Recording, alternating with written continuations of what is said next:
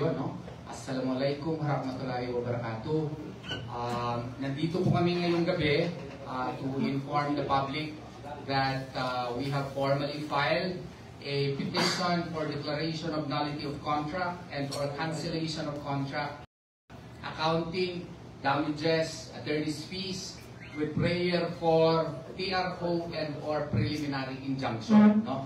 Ang plaintiff po dito ay sila Elias G. Lintukan Jr. at ang lahat po ng member ng Elias JTV Band. No? Naka-enumerate po ang lahat po ng members po ng Elias JTV Band against their manager Beverly Pumikpik Labad-Labad. We already issued to you previous to the press conference a press statement, no? As to why we filed this instant complaint before the RPC of Kidapawan, and the same explained that essentially our stand is the contract is void, not only voidable, meaning anong ibig sabihin yan, wala pong visa yung kontrata po na napirmahan ni Elias dahil po yung kontrata po na iyon ay walang consideration. When I say walang consideration, at the time of the signing of the contract in April of 2025, April 4 to be exact, right? In Dumaguete City, the same, the Elias Lintukan or Elias JTV Band was already well known not only in the country but abroad as well. He was already a singing sensation. The band itself is widely known, while the manager Beverly Pumikpik Labad-Labad had no history whatsoever of managing any talent. And as a matter of fact, in her previous declarations, she admitted that she had no history of managing artists. So therefore, there is no claim that she had any contribution at all in so far as the popularity of Elias JTV Band itself or Elias himself. So, when you sign a contract with a very well-known artist, there are three elements: cause, object, consideration. Was there a cause? Yes. Was there an object? Yes, but there was no consideration. So therefore, we feel that there was no contract at all, since one of the essential elements is missing, is absent. So therefore, it is void. Second, it was likewise, there was also dolo causante. What is the meaning of that? There is fraud in the causation of the contract, which means that at the time when the contract was signed, there was fraud employed by Beverly, such that she made Elias believe that she was very rich, or she is very rich, that she had all connections, and that her only intention is to help. Ang kanya lang daw nasa puso ay pagtulong daw kay Elias, at wala daw siyang balak na magkapera dito. Pero iba po ang nangyari. Kasi sa kontrata pong pinarmahan na hindi dali-dali, kasi si Elias at that time and the band also had to respect the contracts that they had concerning the show that they have to be present. So, pinakita sa kanya, without explanation, walang chance na maka-question sa details si Elias, at wala siyang chance na makakuha ng abogado para magkonsulta, pinapirma. Blanco yung consideration kung magkano yung share ni Beverly Labad-Labad. Maglabad gini ang ulo. Why? Kasi nung pinakita na uli, kasi hindi siya binigyan ng kopya ng kontrata. Naka-indicate na yung 30%, pero yung other, anong basis ng 30%, blanco pa rin. Nakuha kami. Tapos, kung anong corporation na itayo niya later, maski wala siyang contribution, 30% pa rin ang kanya at bilihin niya 50 pesos per share. Mas barato pa ang suka sa mong silingan kaysa sa iyahang share sa pagpalit sa corporation. There are so many grounds that we cited in the complaint such that we feel that it is null and void at the very beginning and it should be stopped. Okay? Pati nga yung kontrata, kung basahin ninyo, saan sila pumirma? Dumaguete City. Oh. Wala siya, pumirma siya. Saan ang notarization? Quezon City. Tinanong ko si Elias, kilala mo ba yung lawyer na nagpirma? Iyo? Hindi niya kilala. Oo. Pwede ba yan under na notarial law na magnotaryo ka sa isang kontrata na hindi mo nakita yung nagpirma? Hindi po pwede yun. Oo. Bakit po nagkaganoon? Oo.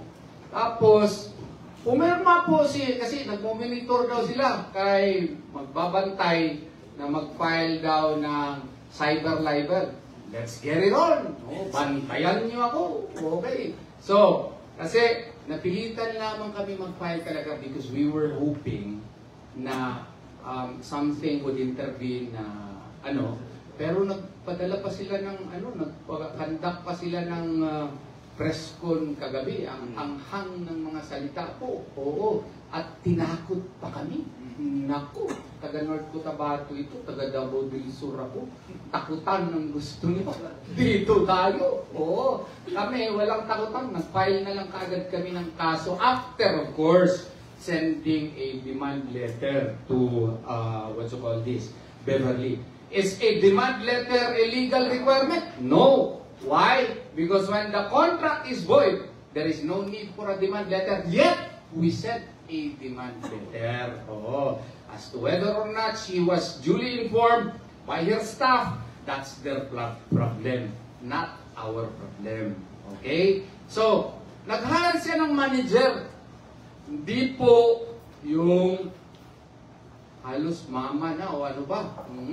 Kasi, maski personal life, nakikialam na.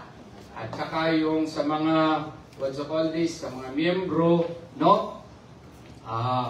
Pag hindi maka-attend ng meeting na wala namang proper notice or kung meron man, meron silang right justification, i-fine ka agad. Magkano? 50,000. Basahin mo yung kontrata doon sa kanilang pinapirma na hindi nila nabasa ng maigi. Wala namang nakasaad doon na pag maka-attend ka ng meeting, maka-absent ka, 50,000 ang fine. Mas mataas pa ata ang kanyang fine kaysa yung aso mo makakagat ng ibang tao. No? Matindi ito. Oo. Tapos, meron ba yung due process? Wala po. Diretso lang. Fine. Oo. Tapos, kung may mag-express ng opinion, memorandum ka agad. Gusto ko tanggalin yung backup singer pa.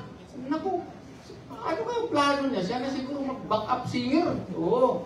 So, hindi po pwede yun. Kung meron kang maliit na power, huwag mo i-exercise yan in such a way that you will also, probably to the eyes of other people na may kapangyarihan ka, exercise it in such a way as not to hurt also other people. Yun lang po. At saka, marami pa pong iba na sinay po namin doon sa complaint. Attorney Torion, I'm sorry to interrupt you. Hearing that explanation, sir, would it mean that there was intimidation by Elias when he signed the contract with the former manager, sir? Not necessarily intimidation, but there was fraud that attended in the signing of the contract. Fraud in the sense that it was a causal fraud, not dolo incidente, not incidental fraud, but causal fraud. Kasi si Elias, maganda naman si Ma'am Beverly. Okay. Kay narito, okay na. Yan ha. Ang hinin natin yan, di ba? Agree ka, di ba? Oo. Maganda ka. Oo. Pero nung sinabihan kasi siya, gusto kitang tulungan, Elias, sa iyong karir. Wala akong pakialam sa pera. Oo. Hindi naniwala naman ito. Taga-magpit ito. Ako rin sabihan ako. Taga-bansalan ako. Sabihan mo ako.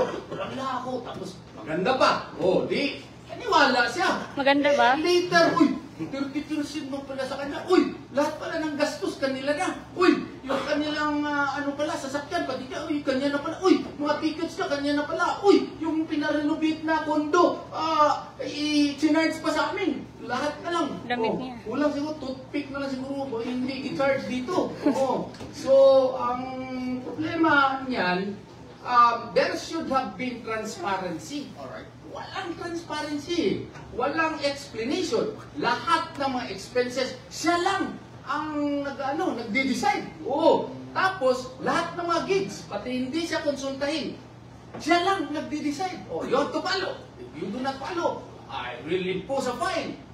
Parang medyo hindi ata tama. So meaning, Attorney Torion, wala mong nakita si Elias na amount after ng kanyang mga gigs, binibigyan na siya ng kanyang share, parang gano'n ang ibig sabihin. Yung hindi nga klaro din, pati yung sharing. Okay. Kasi yung sa kanya, after a week, minsan bigyan lang siya ng 100,000, minsan 150, walang klarong accounting. Yun po ang klaro po dyan. Of course, pag mag-usap na sila ngayon, pag mag-press-con sila, later on, meron na yung accounting, pero nag-file naman kami ng kaso. Huli na. Huli na. Attorney Torion from Luigi Antutor from Australian Broadcasting Corporation. They made mention last night on their press conference that Elias and his family should be grateful pa because ang ginawa nila is partnership. Partnership daw. Ano po ang explanation? Alam mo yan. Yan din ang isang rason bakit void yung kontrata. Kasi kung manager ka, may fiduciary relationship yan. Okay? What is a fiduciary relationship? It is a relationship characterized by trust and confidence. You said that siya lang ang nag-fill up ng 30%. Tapos, pinapirma siya na naman ng articles of partnership. 50% na siya. Owner na. Akala ko ba, ahente ka? May ahente ba na mas powerful pa sa principal? Yaw ni. Karon, after that, naging partner na. 50% pa. Conflict of interest ang tawag dun. Hindi mo maintindihan kung ano ba talagang role mo. Ano ba role mo? Ahente ka o partner? Bakit? Nakikita ba natin siya doon? Kasi 50-50 na kumakanta rin, kumikiyod-kiyod din para makita ng mga tao. Wala man. Pasensya na kayo kasi medyo galit ako. Hindi naman ako, kalma ako, di ba? Pero pag insultuhin ako, ng ating mga kaibigan dyan, ng mga taga-Manila, ng mga kaibigan ng mga abogado dyan, lumalaban si Atty. Torion. Hindi, walang respectful ako. Pero kung insultuhin mo ko, manginsulto ko. Attorney Torion, in relation to that, one of your posts earlier, you made mention, non-verbatim na ayaw niyo daog-daoga ang taga-Bukid kay so-called name. Sa iyo, sa press conference last night, may mga defamatory remarks na na-note ninyo? Wala na. May mga threats, legal threats, mga ganon. Pero in her previous declarations kasi, in her previous, of course, kagabi, masyado siya mabait kagabi kasi marami mong nakatingin. Ako, you see what you get. You see what you get. I am a little bit hyped up, different from the cool Atty. Torion because I was insulted last night. I don't feel good about So, pagpasensyahan niyo na. Pero kagabi, I have to emphasize, medyo mabait si Ma'am Beverly po kagabi. We should give her credit for that, no? Pero in her past declarations, parang merong mga mga statements. Parang lang merong mga statements na parang nakakapanglaki po. Attorney, can we ask Elias? Yes, please. Elias, pwede niyo nito bagundong or tungkol sa inyo was there, ano na ba intimate relationship with you? No comment ko na. Sige, thank you. Follow this. Follow-up question. But I like the question. Go ahead, question. I'd like to ask Elias, human ano yun, it's a turmoil magutaw, ikan sa una na manager to next manager, wala pala tanong sa tuig. I'd like to know lang, kumusta ka o hindi pa niyan, sir? Okay ra may pamindi. Wala may problema sa mga siguro, sa mga may problema, pero sa mga wala problema. Murag nagkatidubakay ba doon sa una tong si ma'am, ang imuhang Mrs. ay imong manager sa social media, naka-apekto ba niya sa imong performance niya sa imong mga gigs? Siyempre as a partner sa kong pinalangga, siyempre, o gauto ng ato ang pinalangga, siyempre, maapektuhan yun po na akong performance kasi dili lapas naman sa boundaries yun. So, marang ta.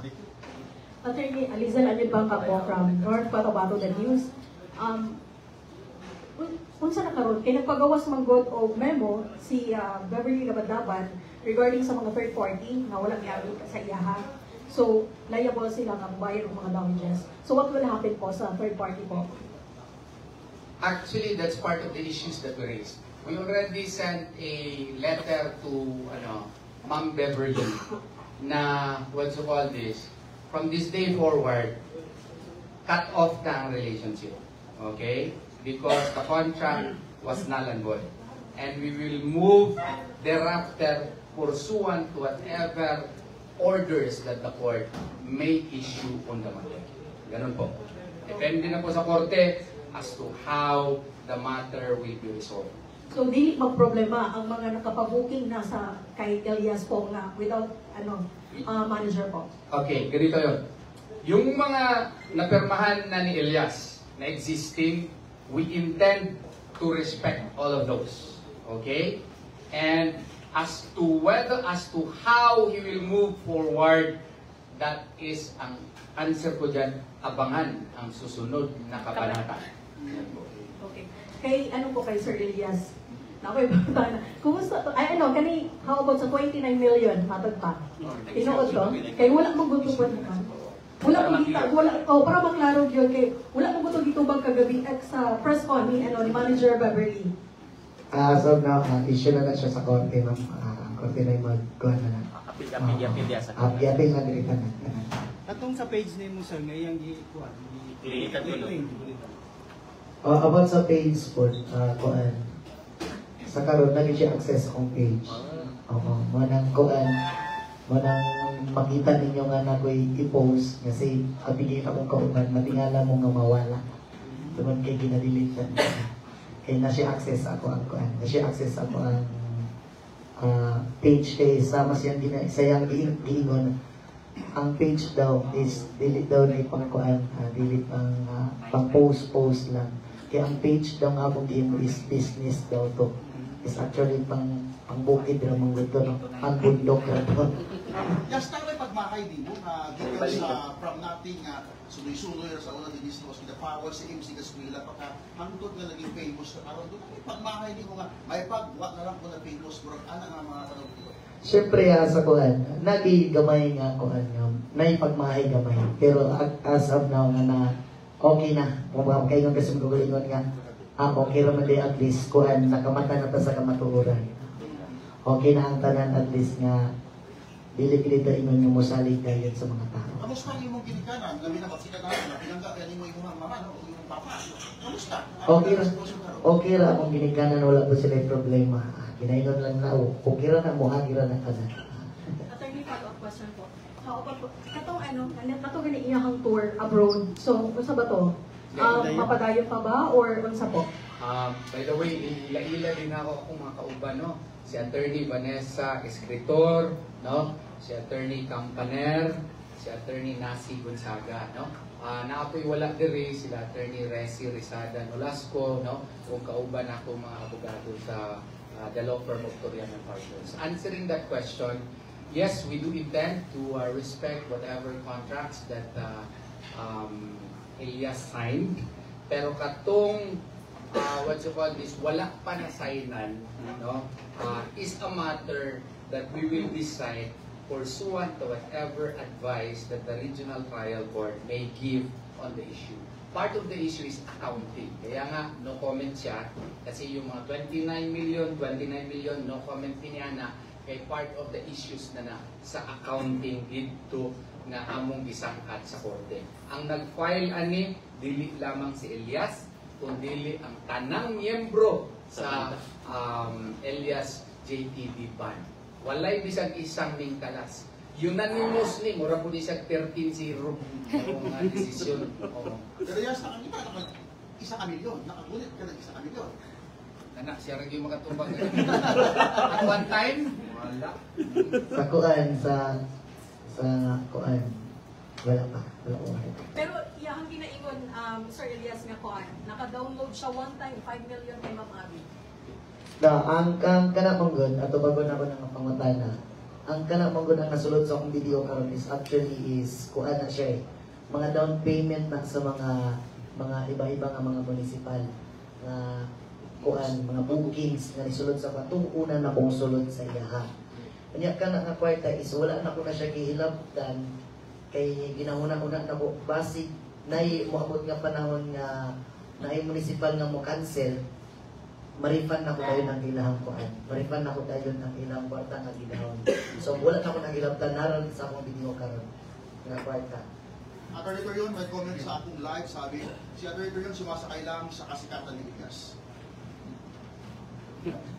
Nagkataon lang talaga na abogado ako.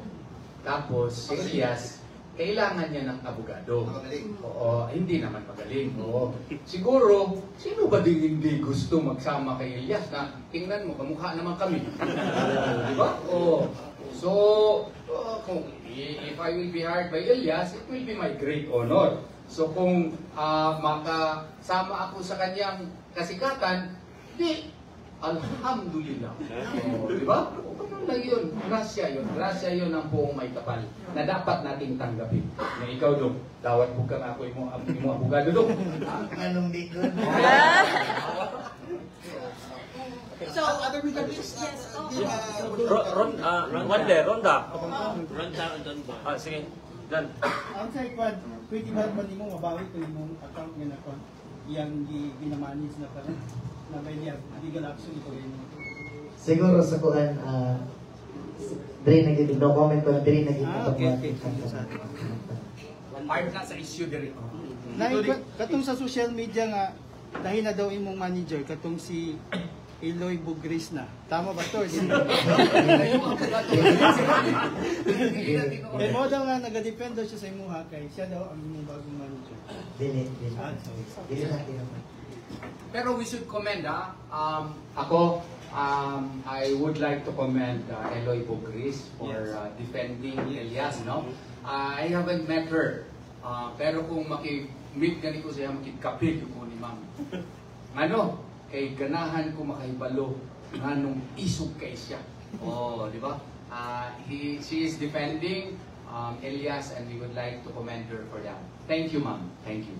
Attorney Torion, I'm very curious. Ang kapal ng nasa harap mo, yan ba yung final nyo sa Regional Trial Court sa Pinapawan, sir? Ilang pages po yan? You know, marami po kaming, this is a collective work of the law firm of Torion and Partners. And as you can see, we are not joking when we file cases. By the thickness of the files alone, you could see that we are really serious and we are here to win. And by the grace of Allah subhanahu wa ta'ala, we will win. So, this is more than 300 pages na complaint, and this shows our seriousness in fighting for the causes of Elias, because he is, you know, a budding and now one of the best artists that North Cotabato has ever produced, and he should be given his freedom to chart his own destiny away and cut off from whatever factors that are trying to hold him down. Is Dr. Torion confident to win this case, sir? Well, by the grace of Allah subhanahu wa ta'ala, I believe in the cause of my client and therefore he will allow us to win in this case. Well, my end, Attorney Torion, my friend, aasahan ba namin na magiging grandstanding ang mga hearings ng kasong ito na baka ang darating sa Kidapawan City is Attorney Topacio? Well, Attorney Topacio is my friend, no? Pareho kami sa PDP Laban, and as a matter of fact, yung PDP Laban nga, merong show na gawain sa amin. Ngayong Saturday, sana mag-start, no? Pero may na-utter kasi yung kaibigan ko kagabi na I have to tell him also that I did not like. Ganun naman si Atty. Torion. Maklaro ako, I did not like. Kaya nga medyo kanina, medyo galit ako, pero okay na ako ngayon. Sir, kinsa ang manager ka nun? Wala siyang manager na yun.